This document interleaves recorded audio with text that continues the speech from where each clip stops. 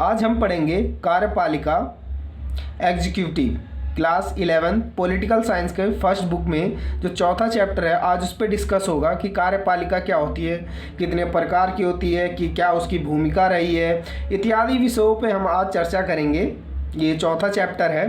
कार्यपालिका विधायिका द्वारा बनाए गए कानून को लागू करने वाला सरकार का एक अंग कार्यपालिका है। यानी जो विधायिका है, जो कानून बना रही है, उस कानून को लागू कौन करता है? कार्यपालिका।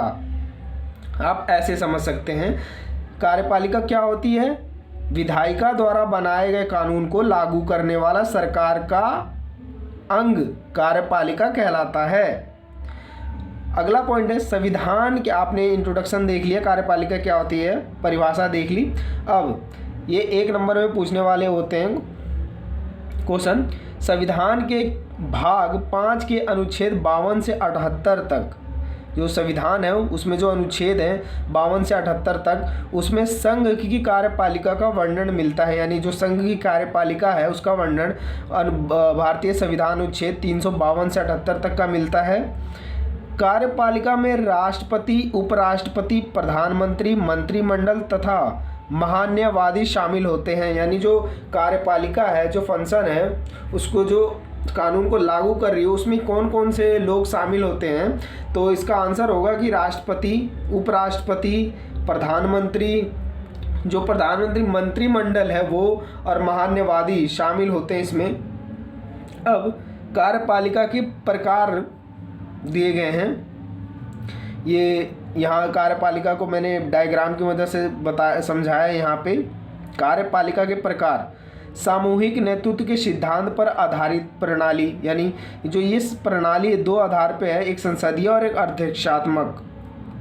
सामूहिक नेतृत्व के सिद्धांत पर आधारित प्रणाली है जो, वो एक संसदीय पे, एक अध्यक्षात्मक पे है।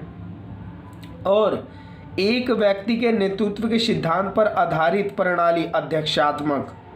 इनमें अंतर क्या क्या है?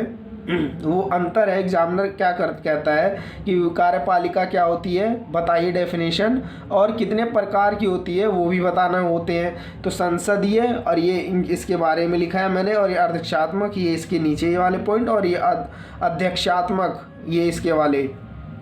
अब संसदीय वाले में पहले देख लेते हैं। सरकार के प्रमुख को आमतौर पर प्रधानमंत्री कहते हैं। यानी जो संसद में होता है उसका प्रमुख कौन होगा? प्रधानमंत्री होगा। दूसरा पॉइंट है इसका, वह विधायिका में बहुमत वाले दल का नेता होता है। यानी विधायिका में जिस दल को सबसे अधिक वोट मिले होते हैं उस दल का नेता होता है वो। तीसरा, वह विधायिका के प्रति जवाबदेही होता है। यानी प्रधानमंत्री वो विधायिका के प्रति जवाबदेही होगा। चौथा, देश का प्रमुख इनमें से कोई भी हो सकता है। इसमें संवैधानिक मुखिया राष्ट्रपति होता है, याद रखना। जो संवैधानिक मुखिया वो राष्ट्रपति होगा संसद में। उदाहरण के लिए Bharat, Germany, Italy, Japan, England और पुर्तगाल। ये उदाहरण ज़रूर लिखें आप, एग्ज़ाम में अच्छा इम्पैक्ट पड़ता है जो सीट चेक करता है एग्ज़ाम की। अब अर्ध अध्यक्षात्मक देख लें आप एक बार। अध्यक्षात्मक में क्या है कि जो राष्ट्रपति है देश का प्रमुख होता है। यानी जो पावरफुल होगा वो अध्यक्षात्मक में राष्ट्रपति होगा, उसके अलावा कोई नहीं। प्रधानमंत्री सरकार का मुख्य होता है। यानी देश का मुख्य कौन होगा? राष्ट्रपति होगा। और सरकार का कौन होगा? प्रधानमंत्री होगा प्रमुख अर्धअध्यक्षात्मक में। अब उसी का तीसरा पॉइंट है, प्रधानमंत्री और उसका मंत्रिपरिषद विधायिका के प्रति जवाबदेह होते हैं। यानी जो प्रधानमंत्री है वो मंत्रिमंडल, वो विधायिका, दोनों ही विधायिका के प्रति जवाबदेही होंगे। उदाहरण इसका होगा श्रीलंका में है, ये फ्रांस में है और रूस में है। अब अध्यक्षात्मक कार्यप्रणाली कार्यपालिका अध्यक्षात्मक कार्यपालिका में देखेंगे, राष्ट्रपति देश का प्रमुख तो होता है, ये पहला पॉइंट है। वही सरकार का भी प्रमुख होता है। कौन? इसमें अर्धअक्षात्मक में तो प्रधानमंत्री सरकार का प्रमुख हो रहा है, लेकिन अर्धअक्षात्मक में राष्ट्रपति ही देश का प्रमुख होगा और सरकार का भी प्रमुख राष्ट्रपति ही होगा। राष्ट्रपति का चुनाव आमतौर पर प्रत्यक्ष मतदान से होता है। इस प्रणाली में वह विधायिका के प्रति जवाबदेही नहीं होता, यानी राष्ट्रपति से आप कोई जवाबदेही नहीं मांग सकते, मतलब जवाब नहीं मांग सकते किसी सवाल का। उदाहरण के लिए अमेरिका, ब्राज़ील, लैटिन अमेरिका ये होता है। अगर एग्जामिनर पूछे कार्यपालिका क्या है, एग्जाम में आता है आपके, तो आप पहले डेफिनेशन बताएंगे कि कार्यपालिका क्या होती है। विधायिका द्वारा बनाए कानून को लागू करने वाला सरकार का एक अंग होता है। और उसके बाद कार्यपालिका कितने प्रकार की होती है। ये सामूहिक रूप की सिद्धांत पर आधारित प्रणाली दो तरह की होती है, संसदीय और अध्यक्षात्मक। उसके बाद ये एक व्यक्ति के नेतृत्व में सिद्धांत पर आधारित प्रणाली होती है, ये अध्यक्षात्मक। ये इसके पॉइंट मैंने आपको डिस्कस करा दिए हैं। अब अगला है कार्यपालिका के प्रमुख कार्य, मतलब क्या काम करती है कार्यपालिका। ये सारे इम्पोर्टेंट क्वेश्चन जो एग्ज़ाम में आते हैं वो सारी वीडियो में मैं आपको बताता रहता हूँ। और साथ में ये एक तरह से नोट्स होते हैं कि आप अगर नहीं अपने आप से नोट्स बनाना चाहते तो आप यही आंसर लिखें तो बेटर आपको मार्क्स मिल सकते हैं। कार्यपालिका के प्रमुख कार्य। अगर ये आपको वीडियो अच्छी लगी तो मेरे चैनल को प्लीज़ सब्सक्राइब करें, मेरे वीडियो को लाइक करें और कमेंट भी वीडियो पे लिखें कि आपको वीडियो कैसी लगी है। कार्यपालिका के कार्य। कार्यपालिका सरकार की वह शाखा है जो विधायिका द्वारा अपनाई गई विधियों और नीतियों के कार्यान्वयन के लिए उत्तरदायी, यानी कार्यपालिका क्या करती है, जो विधायिका अब कानून बनाएगी, नीति बनाएगी, विधि बनाएगी, यानी विधि कानून बनाएगी, जो नीति बनाएगी कि लोगों को विकास हो सके, उसको कार्यान्वित करता है। यानी विधायिका उसको कार्य संचालित करती है कि लागू करती है कि हाँ मैं यहाँ से ये जो विधायिका ने कानून बनाए आज से सभी पे लागू होता है। दूसरा पॉइंट है कार्यपालिका अक्सर नीति निर्माण में शामिल होती है, यानी जो कार्यपालिका है वो अक्सर नीति जो निर्माण हो रहा है उसमें शामिल होगी। जो नीति निर्माण हो रहा है देश के हित में जो नीतियाँ बनाई जा रही हैं उसमें शामिल होगी। तीसरा है कार्यपालिका राज्य की सामान्यतः नीतियों को बनाने के लिए भी जिम्मेदार है। यह अस्थायी कार्यपालिका के अंतर्गत आता है, यानी जो सरकार है, जो राज्य है, जो उसकी सामान्य नीति मतलब छोटी मोटी जो नीतियां बनने के लिए जिम्मेदार, उसके लिए जिम्मेदार है। और ये अस्थायी कार्यपालिका के अंतर्गत आता है।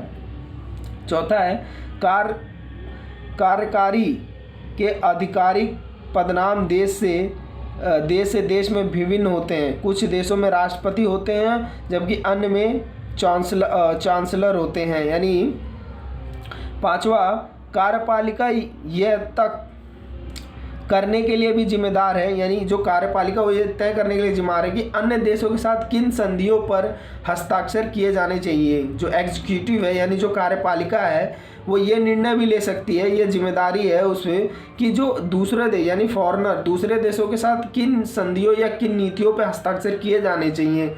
अगर उसे लगता है कि इन पे नहीं होने सकते तो कुछ संशोधन किए जा सकते हैं उन नीतियों में। छठा पॉइंट है कार्यपालिका देश के लिए उनकी सराहनीयता सेवाओं के लिए लोगों को सम्मान व उपाधि प्रदान करता है। ये 6 पॉइंट आपके हो गए कार्यपालिका। अगर कार्यपालिका के प्रमुख कार्य या कार्यपालिका के कार्य बताइए, ये 6 पॉइंट मैंने आपको बताए। ये आप साथ साथ में नोट भी करते जाएंगे तो अच्छा होगा। अब अन्य देशों में कार्यपालिका का प्रकार और पद, यानी जो दूसरे देशों में ये 1-1 नंबर 2-2 नंबर में पूछते हैं, ये उतना भी इम्पोर्टेंट नहीं है लेकिन 1-2 नंबर में आपको हेल्प करेंगे डीपली नॉलेज में। अन्य देशों में कार्यपालिका के प्रकार, यानी कितने प्रकार के दूसरे फॉरेनर देशों में और किन देशों में कितने प्रकार का, उसमें कौन सा किसका पद होता है, यानी शीट होती है वो बताया। पहला है अमेरिका। अमेरिका में राष्ट्रपति का पद होता है, जो अमेरिका है उसमें राष्ट्रपति का पद होता है। अमेरिका में अध्यक्षात्मक व्यवस्था है, कार्यकारी शक्तियाँ राष्ट्रपति के पास होती है। जो भी सारी पावर होती है, बड़ी पावर होती हैं वो राष्ट्रपति के पास होती हैं। जो इंग्लैंड है उसमें महारानी का पद होता है, जो इंग्लैंड उसमें महारानी का पद होता है। नेपाल में राजा का पद होगा, जो नेपाल अपना पड़ोसी देश है नेपाल, उसमें राजा का पद होगा। भारत और फ्रांस दोनों ही देशों में प्रधानमंत्री पद होता है। यानी जो कार्यपालिका का कार्य मतलब कानून मतलब ऊपर से विधायिका कानून जो बना रही है इसको कार्यपालिका में जो जो रहते हैं वो आपने देख लिया। उसमें प्रधानमंत्री का पद होता है सबसे बड़ा कार्यपालिका में। कनाडा में संसदीय लोकतंत्र और संवैधानिक राजतंत्र है, यानी जो कनाडा वाला देश है उसमें संसदीय लोकतंत्र भी है, संवैधानिक राजतंत्र भी है। इसमें महारानी एलिजाबेथ द्वितीय राज्य की प्रधान और प्रधानमंत्री सरकार का प्रधान है होता है इसमें। 7वां है फ्रांस में राष्ट्रपति और प्रधानमंत्री अर्ध अरक्षात्मक व्यवस्था में हिस्से से हैं, यानी इसमें फ्रांस में क्या है जो राष्ट्रपति भी होता है और प्रधानमंत्री, इसमें कौन सा पद होता है, अर्ध अरक्षात्मक व्यवस्था अपनाई गई है। जापान में संसदीय व्यवस्था है जिसमें राजा देश का और प्रधानमंत्री सरकार का प्रधान होता है। 10वां है इटली में एक संसदीय व्यवस्था है, यानी एक संसदीय व्यवस्था है। इसमें राष्ट्रपति देश और प्रधानमंत्री सरकार का प्रधान होता है। 10वां है रूस जो रूस देश है उसमें अर्ध अध्यक्षात्मक व्यवस्था है। इसमें राष्ट्रपति देश का प्रधान और राष्ट्रपति द्वारा नियुक्त प्रधानमंत्री सरकार का प्रधान होता है, यानी राष्ट्रपति नियुक्त कर रहा है प्रधानमंत्री का, ठीक है। 11वां है जर्मनी में संसदीय व्यवस्था है। इसमें राष्ट्रपति देश का नाम मात्र का प्रधान और चांसलर सरकार का प्रधान है, यानी जो राष्ट्रपति है वो नाम मात्र के लिए सिर्फ देश का प्रधान होता है, बाकी चांसलर का काम होता है। ये जर्मनी का।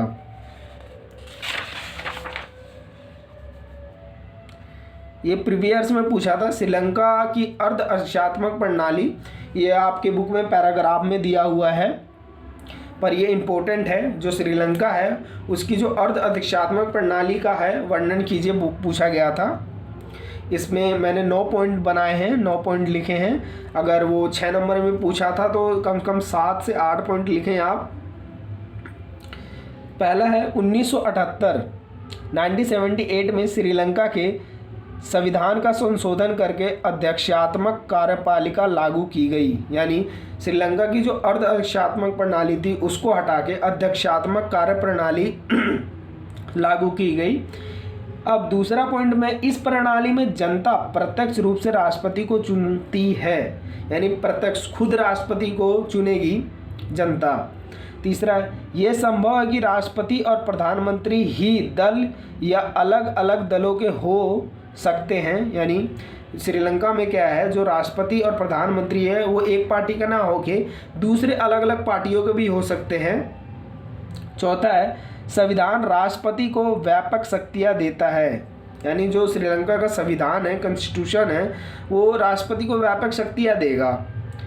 पांचवा है, राष्ट्रपति संसद में बहुमत वाले दल के सदस्यों में से प्रधानमंत्री चुनता है, यानी श्रीलंका में जो अध्यक्षात्मक प्रणाली है उसके अंतर्गत क्या है कि जो राष्ट्रपति है जिस दल को सबसे अधिक बहुमत मिला होता है उसके दल के किसी एक नेता को प्रधानमंत्री चुन लेगा। छठा पॉइंट, मंत्रियों के लिए संसद का सदस्य होना अनिवार्य है, लेकिन राष्ट्रपति, प्रधानमंत्री और दूसरे मंत्रियों को हटाया जा सकता है। सातवां, राज्य का निर्वाचित प्रधान और सशस्त्र सेनाओं का प्रधान सेनापति होने के अतिरिक्त राष्ट्रपति सरकार का भी प्रधान होता है, यानी जो श्रीलंका में अध्यक्षात्मक शासन प्रणाली को लाया गया तब बोला गया कि जो राज्य का निर्वाचित प्रधान और जो सशस्त्र मतलब सेना दल, वायुसेना, जल सेना, जितनी भी सेनाएं उसका प्रधान सेनापति होने के अतिरिक्त सरकार का भी जो प्रधान होगा वो कौन होगा, राष्ट्रपति होगा, सब होगा। आठवां है, 6 वर्ष के लिए राष्ट्रपति का निर्वाचन होगा। 9वां पॉइंट है, संसद की कुल सदस्य संख्या के 2/3 बहुमत से पारित प्रस्ताव के द्वारा ही हटाया जा सकता है, यानी जो राष्ट्रपति को अगर हटाना है तो संसद की कुल सदस्य के 2/3 बहुमत से ही पारित प्रस्ताव जो आप लाओगे, यानी प्रस्ताव पेश करोगे कि हाँ मैं राष्ट्रपति को हटाना चाहता हूँ, तभी हटाया जा सकता है संसद की 2/3 हिस्से से।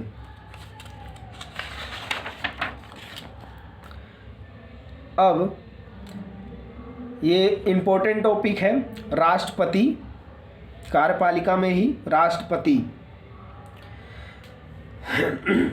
राष्ट्रपति में अब पहला पॉइंट देखेंगे कि राष्ट्रपति है कौन। राष्ट्रपति भारत का राज्य प्रमुख होता है भारत में, और राष्ट्रपति भारत का प्रथम नागरिक यानी फर्स्ट सिटीजन कौन होता है, राष्ट्रपति।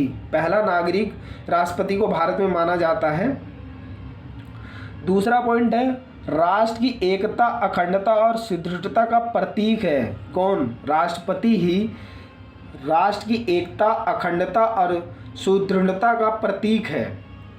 राष्ट्रपति की पदावधि उसके पद धारण करने की तिथि से 5 वर्ष होती है, यानी जो भारत का राष्ट्रपति है उसकी जो तिथि है, अवधि है पद पे बैठने की, वो 5 वर्ष की होगी। जिस दिन उसने अपने पद पे बैठा, मतलब वो राष्ट्रपति घोषित हुआ, उसी दिन से 5 वर्ष तक, उसी दिन से 5 वर्ष तक की होगी उसकी अवधि। उसके अभ्यास उसको हटाया सिर्फ महाभियोग से द्वारा हटाया जा सकता है। अपना त्याग पत्र वो किसको देगा, उपराष्ट्रपति को दे सकता है। संविधान के उल्लंघन के आधार पर लगाया जाएगा क्या, महाभियोग सिर्फ संविधान के उल्लंघन पे लगाया जाएगा। अगर वो त्याग पत्र दे देता अपनी मर्जी से देंगे तो राष्ट्रपति को देगा। इसमें एक बात रखें, ये इसमें क्वेश्चन पूछता है कि राष्ट्रपति क्या है। राष्ट्रपति की योग्यता पूछ लेगा, राष्ट्रपति के विशेषाधिकार पूछ लेगा, ये ऐसे ही क्वेश्चन बनते हैं इसमें। तो राष्ट्रपति में से पूछें तो ये 6 पॉइंट, उसके बाद अगर योग्यता पूछे तो ये वाले पॉइंट, और विशेष अधिकार वाले में तो ये वाले पॉइंट लिखें आप। तो छठा पॉइंट है, पांचवा पॉइंट है महाभियोग चलाकर भी उसके पद से हटाया जा सकता है, यानी राष्ट्रपति को उसके अगर ये से वहाँ पे हटा सकते हैं कि महाभियोग उस पर चला के। महाभियोग कैसे चलाया जा सकता है कि अगर वो राष्ट्रपति अपनी शक्तियों का गलत प्रयोग कर रहा है, संविधान के खिलाफ जा रहा है, तो उस पर अगर ये संसद को लगता है कि ये गलत हो रहा है तो वो संसद में 2/3 हिस्से बहुमत से राष्ट्रपति को हटा सकती है। इसका पूर्ण विस्तार राष्ट्रपति जब हम पढ़ेंगे आगे चैप्टर में, तब अगले कुछ पेजों में हम पढ़ेंगे, अगले चैप्टर में पढ़ेंगे, उसमें आप महाभियोग राष्ट्रपति पे कैसे लगाया जा सकता है वो पूर्ण विस्तार से बताया गया है। उच्चतम न्यायालय के मुख्य न्यायाधीश व उन उपस्थित में वरिष्ठ न्यायाधीश राष्ट्रपति को शपथ दिलाते हैं, यानी राष्ट्रपति को कौन शपथ दिलाएगा, जो उच्चतम न्यायालय जो सुप्रीम कोर्ट है वो, और के मुख्य न्यायाधीश यानी जो सुप्रीम कोर्ट के मुख्य न्यायाधीश होंगे, और अन्य उपस्थिति में उनके उसमें वरिष्ठ न्यायाधीश राष्ट्रपति को शपथ दिलाएंगे कि मैं राष्ट्रपति अपने देश की अखंडता सौभाग्यता बनाए रखूँगा। कार्यकाल राष्ट्रपति का 5 वर्ष का होता है। संघ की कार्यपालिका शक्तियां राष्ट्रपति को ही दी गई हैं, यानी जो संघ है उसकी कार्यपालिका की सारी शक्तियां राष्ट्रपति में निहित हैं, राष्ट्रपति को दी है। अब राष्ट्रपति बनने के लिए क्या योग्यता होनी चाहिए किसी में, अगर कोई राष्ट्रपति बनना चाहता है तो उसमें क्या योग्यता होनी चाहिए, उस पर चर्चा है। पहली योग्यता है वो भारत का नागरिक हो, यानी भारत में राष्ट्रपति का चुनाव कोई लड़ना चाहता है उसमें योग्यता होनी चाहिए कि वो भारत का नागरिक हो। दूसरी योग्यता हो वह 35 वर्ष की आयु पूर्ण कर चुका हो, यानी उसकी उम्र 35 साल की हो चुकी हो। तीसरा है वह लोकसभा का सदस्य निर्वाचित होने के लिए अहिर्त हो, यानी अहिर्त का मतलब होता है वो जो लोकसभा है उसका सदस्य निर्वाचित होने के लिए पूर्ण रूप से सहमत हो या उसको सदस्य हो। चौथा है वह पागल या दिवालिया नहीं होना चाहिए। राष्ट्रपति की योग्यता में पागल या दिवालिया का मतलब है अगर किसी पागल राष्ट्रपति को बैठा दिया जाए तो कैसे देश को चलाया जा सकता है, यानी वो दिवालिया कंगाल है, कुछ है ही नहीं, तो वो अपने स्वार्थ के लिए जो धनराशि है देश को चलाने के लिए वो इस्तेमाल करेगा। पांचवा है वह सरकार के किसी लाभकारी पद पर नहीं होना चाहिए, यानी जो गवर्नमेंट जॉब है उसमें किसी सरकार मतलब गवर्नमेंट सरकारी किसी भी पद पे नहीं होगा वो व्यक्ति राष्ट्रपति के लिए चुनाव के लिए लड़ सकता है। अब राष्ट्रपति के विशेषाधिकार यानी जो वो खुद ही इस्तेमाल कर सकता है, उससे ज़्यादा पावरफुल कोई अधिकार नहीं होता। इसमें आप देखेंगे राष्ट्रपति मंत्रिमंडल की सलाह को लौटा सकता है, यानी उसको पावर है। विशेष अधिकार का मतलब होता है कि उसकी विशेष शक्तियाँ हैं, उस पर राष्ट्रपति के पास विशेषाधिकार यानी विशेष शक्तियाँ क्या, खास क्या शक्तियां रही हैं? तो पहला है, राष्ट्रपति जो है वो मंत्रिपरिषद को सलाह को लौटा सकता है और उसे अपने निर्णय पर पुनर्विचार करने के लिए कह सकता है। यानी अगर कोई मंत्रिपरिषद है वो कोई निर्णय राष्ट्रपति को साइन के लिए भेजता है तो राष्ट्रपति क्या कर सकता है कि उसके जो सलाह दिया है मंत्री परिषदों ने उसे वापस कर सकता है, या ये कह सकता है कि आप इस निर्णय पे दोबारा पुनर्विचार कीजिए, उसके बाद मेरे पास भेजिए। दूसरा है, वह संसद द्वारा पारित विधेयक को अपने पास लंबित रख सकता है। यानी संसद कोई विधेयक राष्ट्रपति के पास भेज रही है तो उस विधेयक को क्या करेगा राष्ट्रपति, वो अपने पास लंबित रख सकता है, यानी उससे कोई सवाल जवाब नहीं किया जाएगा और संसद ना पूछ सकती है कि सर आपने इस पे क्या किया, क्या निर्णय लिया, ये कोई संसद का कोई अधिकार क्षेत्र में नहीं आता, वो कुछ नहीं पूछ सकती। तीसरा है, गठबंधन सरकार बनाने की अवस्था में वह अपने विवेक और निर्णय से प्रधानमंत्री नियुक्त कर सकता है। जब गठबंधन वो सरकार होती है कि जब एक किसी पार्टी को पूर्ण रूप से बहुमत ना मिला हो, यानी विजयी बहुमत ना मिला हो और ढेर सारी पार्टियां, एक से अधिक पार्टियां अगर चुनाव मिलकर लड़ रही होती हैं और वो मतलब एक पार्टी को किसी को ढंग से वोट नहीं मिला, पूर्ण वोट नहीं मिला, तो बहुत सारी पार्टियां मिलकर एक गठबंधन बनाती हैं कि आप मेरे साथ मिल जाओ, मेरे साथ मिल जाओ। तो ढेर सारी वोट जब हो जाएंगे उसके बाद जब वो जाएंगे राष्ट्रपति मतलब प्रधानमंत्री चुनने के लिए राष्ट्रपति के पास, तो वो राष्ट्रपति क्या करेगा, अपने विवेक और निर्णय से देखेगा कि किसे प्रधानमंत्री नियुक्त किया जा सकता है। अगला है राष्ट्रपति का चुनाव, यानी राष्ट्रपति का चुनाव कैसे होगा, यानी उसका निर्वाचन कैसे होगा, उस पे है। राष्ट्रपति का निर्वाचन प्रत्यक्ष रूप से नहीं बल्कि एक निर्वाचन मंडल के सदस्यों द्वारा उसका निर्वाचन किया जाता है।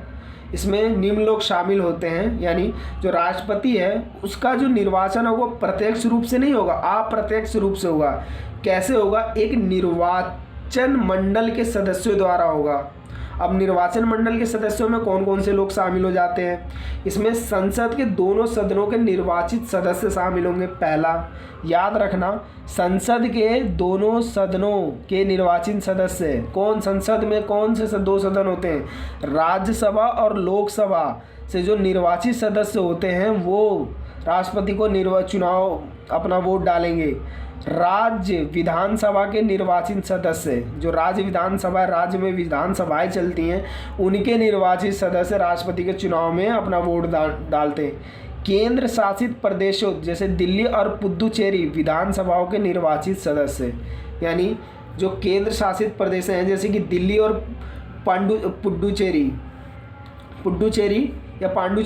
पुडुचेरी विधानसभाओं के जो निर्वाचित सदस्य हैं वो राष्ट्रपति को वोट डालेंगे।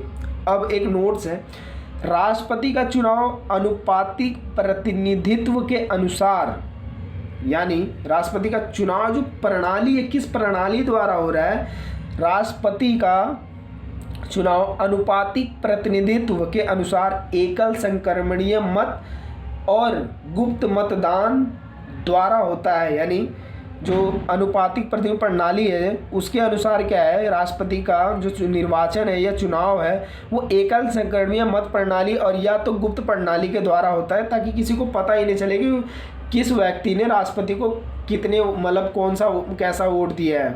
कि मतलब 2-3 राष्ट्रपति का चुनाव जब लड़ते हैं, 2 लोग खड़े होते हैं, 3 पुले होते हैं, तो क्या करते हैं कि मैं इसको पसंद करता हूँ, वारियता के हिसाब से एक तरह से देखा जाए हिसाब किताब चलता है। आगे वारियता भी बताऊंगा कि क्या होता है।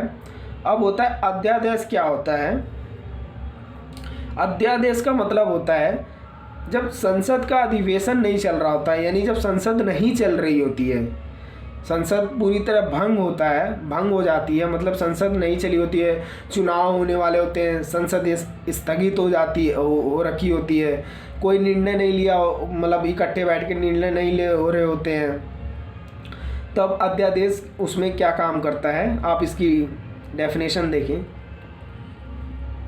जब संसद का अधिवेशन नहीं चल रहा होता है और सरकार को क्या होता है, किसी महत्वपूर्ण विषय पर कानून बनाना होता है कि भाई ये इमरजेंसी है, इस विषय पे कानून बनाना है, तो उस विषय को क्या करता है, राष्ट्रपति की सहमति से लेकर कानून बनता है।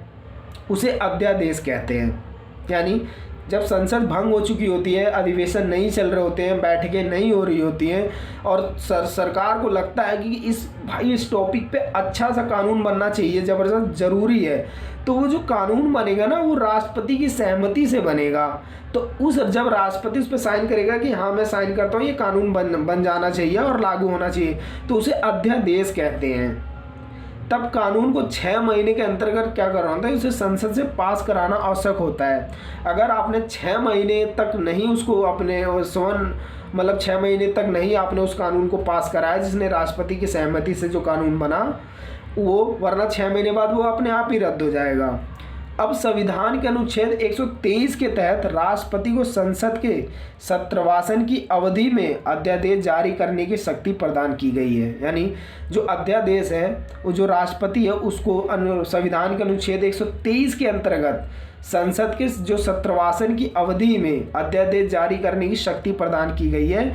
कि ये कहा गया है कि आप राष्ट्रपति हैं, आपको ये पूर्ण अधिकार है, आप पे ये पूर्ण शक्ति है कि अगर कोई इमरजेंसी में कानून बनाना पड़े तो आप कानून, आपकी सहमति से कानून बनाया जा सकता है और देश में लागू किया जा सकता है। यह अध्यादेश हो गया। अगला है राष्ट्रपति के कार्य और शक्तियां। ये आप देखें राष्ट्रपति के कार्य और शक्तियां कि क्या कार्य रही है राष्ट्रपति की, वो क्या शक्तियां रही हैं।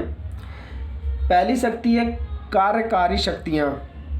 याद रखना ये 4 5 6 शक्तियां हैं शायद, हाँ 6 शक्तियां हैं।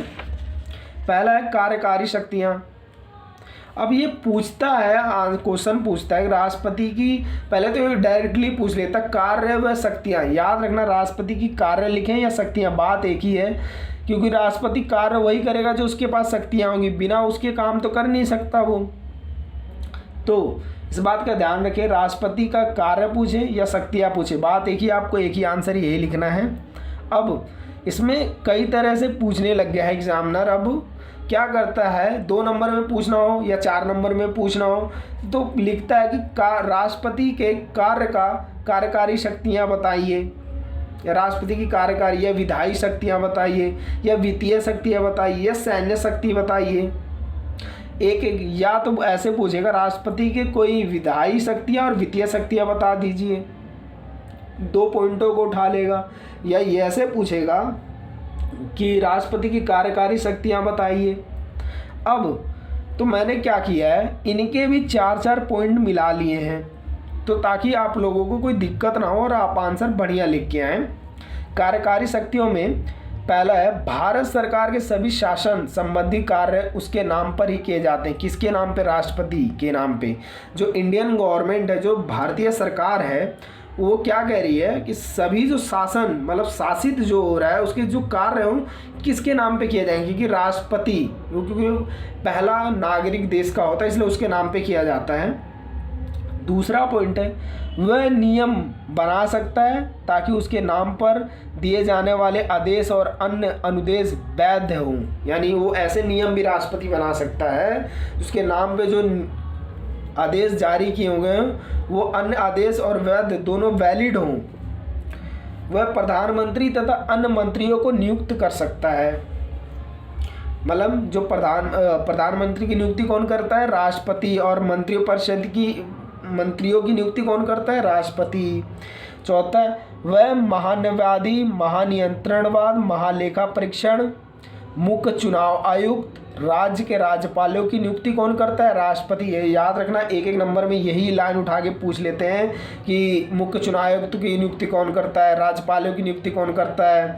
तो ये नियुक्तियों वाला जो हिसाब किताब होता है कभी हमेशा हर बार पूछता है कि इसकी नियुक्ति कौन करता है। अधिकतर नियुक्तियाँ जो होती हैं वो राष्ट्रपति ही करता है मंत्रिपरिषद के सलाह पर।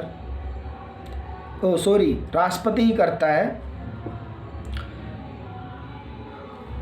ये सारी नियुक्तियाँ राष्ट्रपति अधिकतर करता है। और विधायिका शक्तियाँ आप दे सकते हैं। विधायिका की शक्तियों में पहला है वह संसद की बैठक बुला सकता है।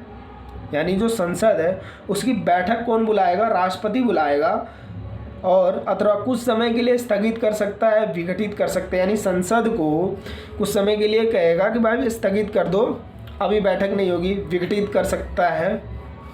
दूसरा है वह प्रत्येक नए चुनाव के बाद प्रत्येक वर्ष संसद के प्रथम अधिवेशन को संबोधित कर सकता है, यानी जो चुनाव होंगे देश में, प्रथम चुनाव, जो नए चुनाव होंगे उसके बाद जो प्रत्येक वर्ष संसद के जो प्रथम अधिवेशन होता है, चुनाव के बाद फिर जिसकी पार्टी बनती है उसके नेता जाते हैं संसद में, पहला सत्र होता है, बातें होती हैं, उसकी अधिवेशन को संबोधित कर सकता है। राष्ट्रपति कौन करेगा? राष्ट्रपति।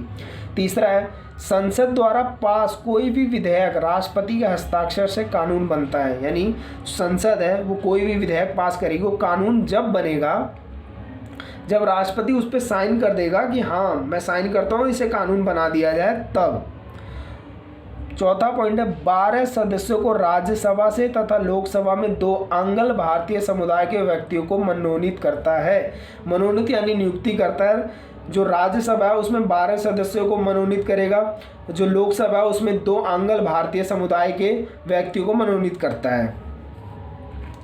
तीसरी शक्ति है वित्तीय शक्तियाँ। अगर ये सिंपली में पूछता है क्वेश्चन कि राष्ट्रपति की शक्तियाँ बताइए, तो आप इसमें से 2 पॉइंट, इसमें से 2 पॉइंट, इसमें से 2 पॉइंट, बाकी में 2-2, 3-3 पॉइंट उठा के आप लिख दें, बढ़िया आंसर होगा आपका।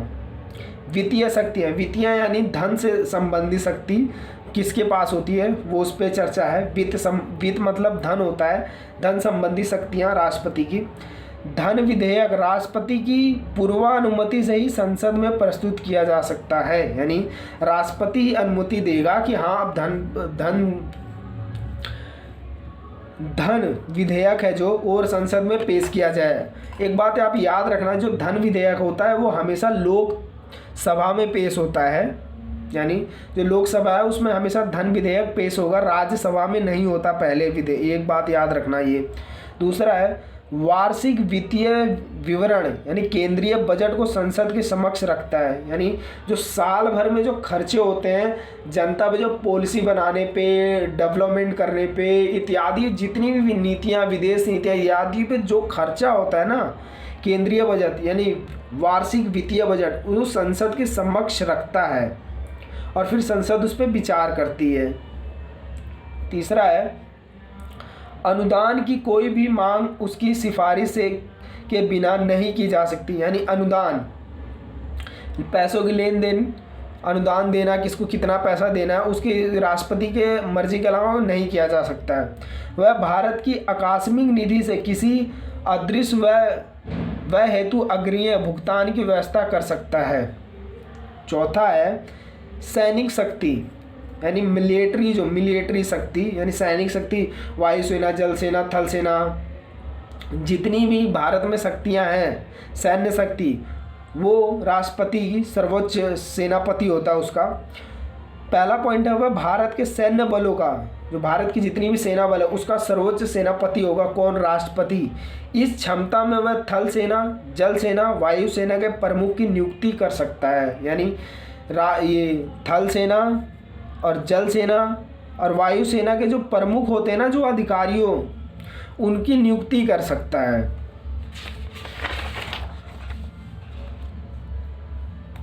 यह है पांचवी शक्ति न्याय शक्ति, यानी न्याय वाली शक्ति राष्ट्रपति के पास।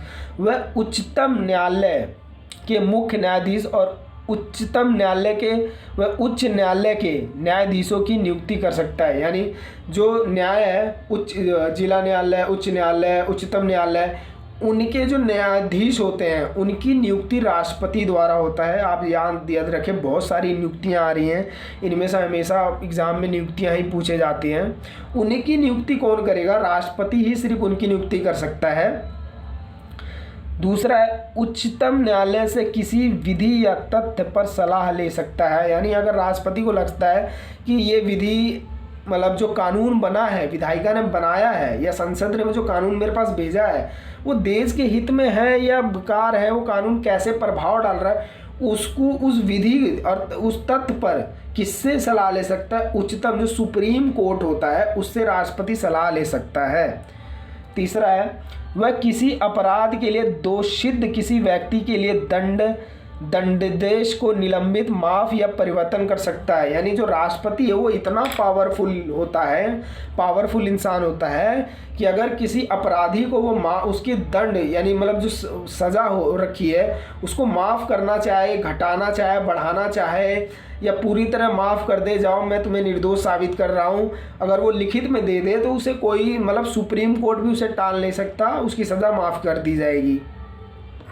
आपातकालीन शक्तियाँ, राष्ट्रपति की लास्ट शक्ति छठी है आपातकालीन शक्तियाँ। अब संविधान में राष्ट्रपति की 3 परिस्थितियों में आपातकालीन शक्तियाँ भी प्रदान की गई हैं। यानी जो सारी शक्तियाँ हैं अब वो आपातकाल के समय में राष्ट्रपति के पास हो जाएंगी। वो क्या है?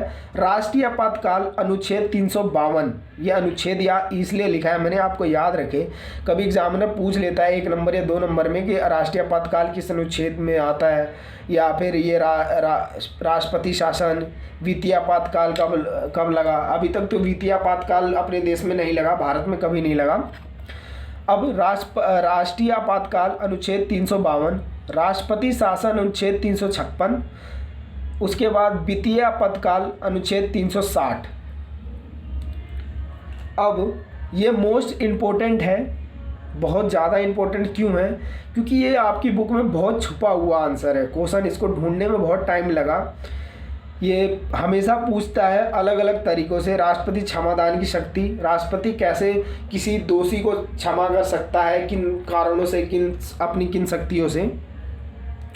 तो इसका आंसर है संविधान के अनुच्छेद 72 में राष्ट्रपति को उन व्यक्तियों को क्षमा करने की शक्ति प्रदान की गई है जिनमें निम्न मामले में हो, मतलब निम्न जो ये मामले हैं उनमें संदिग्ध हों। किन व्यक्तियों को वो माफ़ कर सकता है, क्षमा कर सकता है उनकी सजाएं? संघीय विधि के विरुद्ध किसी अपराध में दिए गए दंड में, यानी जो संघीय विधि है उसके विधि में किसी अपराध में दंड किया हो उसमें माफ़ कर सकता है। सैन्य न्यायालय द्वारा दिए गए दंड, यानी जो सेना का, एक बात याद रखें, सेना का खुद का कोर्ट होता है, इसमें कोर्ट मार्शल कहते हैं उसे। आप देखते हैं जब भी सेना पे कभी मुकदमा चलता है तो उनका खुद के कोर्ट के उसमें चलता है, जिसमें कि सेना को पद से हटाने के लिए उसका कोर्ट मार्शल कर देते हैं। तो जो सेना के न्यायालय द्वारा दी गई जो दंड होती है ना सेना को या किसी व्यक्ति को, किसी सेना के अधिकारी को, तो उसको माफ़ कर सकता है राष्ट्रपति। यदि दंड का स्वरूप मृत्यु हो तो राष्ट्रपति की क्षमादान शक्ति न्यायपालिका से भी स्वतंत्र रहा। यानी ये तीसरा पॉइंट हो, यदि दंड का स्वरूप मृत्यु हो, यानी जो किसी व्यक्ति को मृत्यु घोषित कर दिया जाए और फिर उसे राष्ट्रपति को लगता है नहीं ये इसने देश के लिए कुछ अच्छा काम किया या आगे भी और कर सकता है, इसकी सज़ा माफ़ कर दी जाए, इससे एक बार गलती हो जाए तो उसकी जो मृत्यु दंड की जो सज़ा होगी उसे राष्ट्रपति माफ़ कर देगा। और जो ये राष्ट्रपति की क्षमादान की जो शक्ति है वो न्यायपालिका से भी स्वतंत्र है, यानी इसमें सुप्रीम कोर्ट भी कुछ नहीं कर सकता अगर राष्ट्रपति ने एक बार क्षमा कर दिया तो।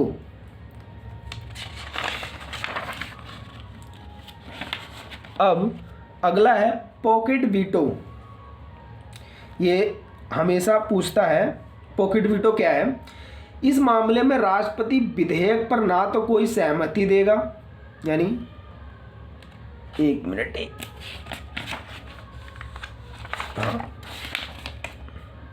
पॉकेट वीटो या पॉकेट वीटो आप कह सकते हैं। इस मामले में पॉकेट वीटो क्या होता है? इसमें पॉकेट वीटो के जो मामले में राष्ट्रपति क्या करता है, विधेयक पर ना तो कोई सहमति देगा और ना अस्वीकृति देगा और ना ही लौटाता है, परंतु एक अनिश्चित काल के लिए विधेयक को लंबित कर देता है। यानी जो राष्ट्रपति है वो कोई विधेयक संसद से राष्ट्रपति के लिए आ रहा है सहमति के लिए कि आप इस पे साइन कर दो, इसको कानून बनाना है, ये नीति बनानी है, तो क्या करेगा उस विधेयक को जो संसद ने भेजा है राष्ट्रपति को, उस विधेयक को क्या करेगा, ना तो वो कोई सहमति देगा, ना स्वीकृति देगा और ना ही उसे लौटाएगा, पर एक निश्चित काल के लंबित रख लेगा अपने पास। राष्ट्रपति की विधेयक पर किसी भी प्रकार का निर्णय ना देने की शक्ति जो होती है, यानी इस पर किसी प्रकार का कोई निर्णय देना ही नहीं है, उसको पॉकेट वीटो कहते हैं। यानी आप ऐसे समझें पॉकेट वीटो, जो राष्ट्रपति है, मान लो संसद है, उसने कोई कानून बनाने के लिए कोई विधेयक बनाया, वो जाता है राष्ट्रपति की सहमति के लिए, हस्ताक्षर के लिए। अब राष्ट्रपति क्या करेगा, ना उस पर सहमति दे रहे हैं, ना ही उसको स्वीकार कर रहे हैं, ना ही उसे संसद को वापस लौटा रहे हैं कि आप इसे वो दोबारा करो, नहीं लौटा रहे हैं। वो एक निश्चित काल के उसको निलंबित कर देते हैं, मतलब एक लंबित कर देंगे कि भाई बहुत दूर तक अपने पास ही रख लेना है। राष्ट्रपति की विधेयक पर किसी भी प्रकार का निर्णय नहीं देते, यानी उस विधेयक पे कुछ बोलना ही नहीं है, कुछ कहना ही नहीं है, उसको पॉकेट वीटो कहते हैं। अब उदाहरण में आप लिख सकते हैं 1986 में क्या हुआ, राष्ट्रपति जैल सिंह थे ना, उन्होंने भारतीय डाक संशोधन अधिनियम के संदर्भ में इस वीटो का प्रयोग पहला किया। पहले जो राष्ट्रपति थे उन्होंने डाक भारतीय सेवा संशोधन अधिनियम था, जो भारतीय डाक सेवा संशोधन में हो रहे थे, उनको लगा कि ये संशोधन गलत है। उन्होंने इसको क्या किया, बहुत निलंबित रख दिया, ना इस पर निर्णय दिया, ना फैसला दिया, ना लौटाया, कुछ नहीं, बस अपनी शक्तियों का प्रयोग किया और निलंबित रख दिया। अगला है राष्ट्रपति पर महाभियोग। ये 5 पॉइंट में ही लिखा है मैंने, क्योंकि ये छोटे में ही आता है। राष्ट्रपति पे महाभियोग, महाभियोग का मतलब है राष्ट्रपति को कैसे हटाएंगे आप लोग। अगर राष्ट्रपति को हटाया जाए तो आप कैसे हटाएंगे राष्ट्रपति को। अब राष्ट्रपति को कैसे हटा सकते हैं, आप एक बात ध्यान रखें,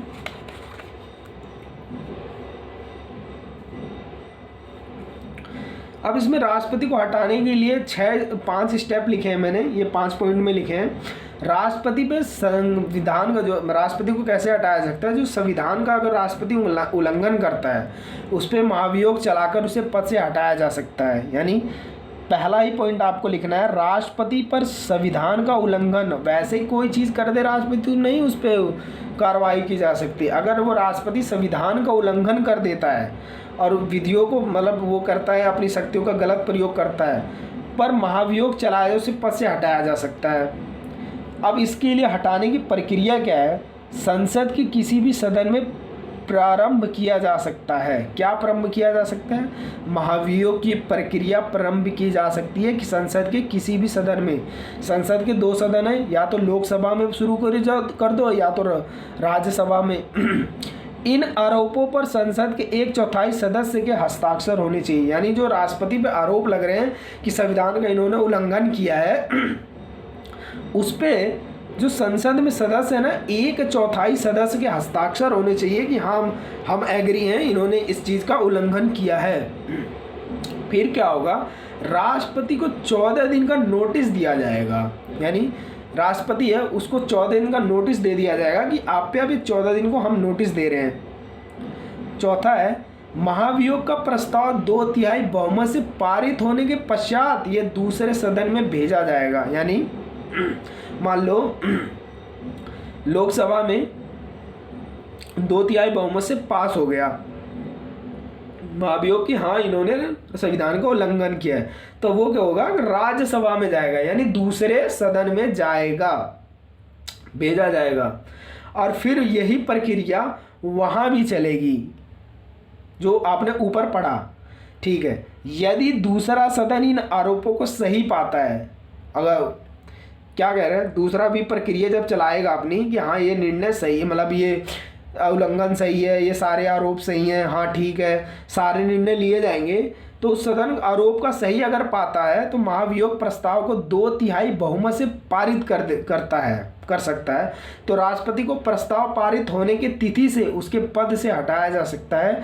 जैसे ही होगा कि दूसरा सदन पास करेगा कि हाँ ये सारे उल्लंघन, हाँ ये उल्लंघन किया राष्ट्रपति ने, ये गलत काम किया है, तो वो वहीं उसी पद से हटाया जा सकता है जैसे ही पारित होगा दूसरे सदन से। ये आपने देख लिया।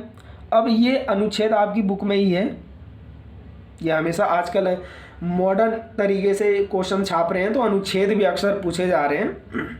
अनुच्छेद 74A में 1 में राष्ट्रपति को सलाह और सहायता देने के लिए एक मंत्रिपरिषद होगी जिसका प्रधानमंत्री होगा। यानी अनुच्छेद 74 में एक आ गया, जो राष्ट्रपति है उसको सलाह देने के लिए मंत्रिपरिषद होगी, और मंत्रिपरिषद में जो उसका प्रधान होगा वो प्रधानमंत्री होगा। राष्ट्रपति अपने हाथों का प्रयोग करने से एक ऐसा सलाह के अनुसार कार्य करेगा। यानी जो राष्ट्रपति अपने कृत्यों का, अपने कर्तव्यों का प्रयोग करने के लिए ऐसे सलाह के अनुसार कार्य करेगा, परंतु राष्ट्रपति मंत्रिपरिषद से ऐसी सलाह पर पुनर्विचार करने को कह सकता है और राष्ट्रपति ऐसे पुनर्विचार के लिए पश्चात दी गई सलाह के अनुसार ही कार्य करेगा। ये अनुच्छेद है। अब ये प्रीवियस में पूछा गया था, राष्ट्रपति एक अलंकारी प्रधान है। ये मतलब आप पढ़ेंगे राष्ट्रपति वाले पेज को, चैप्टर को, कार्यपालिका वाले चैप्टर में जब उस पेज पे आएंगे राष्ट्रपति के उसमें पेज पे पैराग्राफ में, तो ये राष्ट्रपति एक अलंकारी प्रधान है, ये इतना ही लिखा हुआ है और बहुत डिफिकल्टली छुपा हुआ आंसर है इसका। और प्रीवियस में पूछा इसको, इसके मैंने 2 पॉइंट बताए हैं। राष्ट्रपति एक अलंकारी प्रधान है, इसको स्पष्ट कीजिए।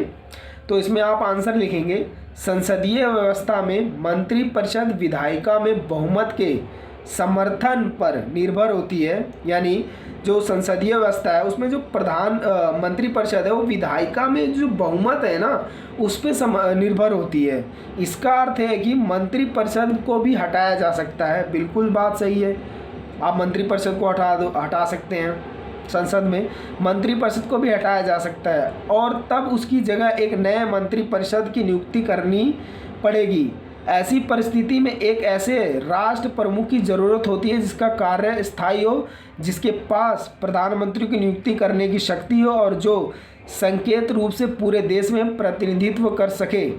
राष्ट्रपति यह पूर्ण रूप से काम कर सकता है।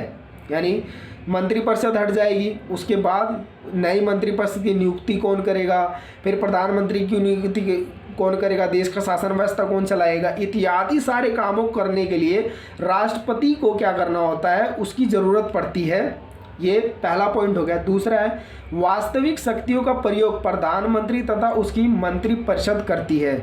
जो रियलिटी वाली जो पावर होती है ना, मतलब वास्तविक असली वाली शक्ति, वो क्या है, प्रधानमंत्री और उसकी मंत्रिपरिषद के हाथ में होती है। ये दूसरा पॉइंट हो गया। अब आते हैं प्रधानमंत्री पे। ये है प्रधानमंत्री पे। प्रधानमंत्री क्या भूमिका निभा रहा है, प्रधानमंत्री के कार्य, शक्तियाँ, योग्यता आप इसमें देखेंगे। प्रधानमंत्री पहला है, लोकसभा से जिस दल को या जिस गठबंधन पार्टी को स्पष्ट बहुमत प्राप्त हो तो उस पार्टी को नेता को राष्ट्रपति अनुच्छेद 75 के अनुसार प्रधानमंत्री नियुक्त कर सकता है। यानी लोकसभा में जिस दल के नेता को, यानी गठबंधन सरकार, आपको गठबंधन सरकार एक बार और बता देता हूँ, वो होती है जिसमें एक से ज़्यादा पार्टियां जुड़ी होती हैं। यानी एक पार्टी को पूर्ण बहुमत नहीं मिलता तो उसको ढेर सारी पार्टियां उस पार्टी में जुड़ के पूर्ण बहुमत का रूप धारण करती हैं, अपना वोट गिनवाती हैं और प्रधानमंत्री नियुक्त करवाती हैं। यानी लोकसभा में जिस दल को या जिस गठबंधन सरकार को अधिक वोट प्राप्त हो जाएंगे, उस पार्टी के नेता को राष्ट्रपति क्या करेगा, प्रधानमंत्री नियुक्त करेगा अपने विवेक और एक्सपीरियंस है। प्रधानमंत्री का पद ग्रहण करने से पूर्व राष्ट्रपति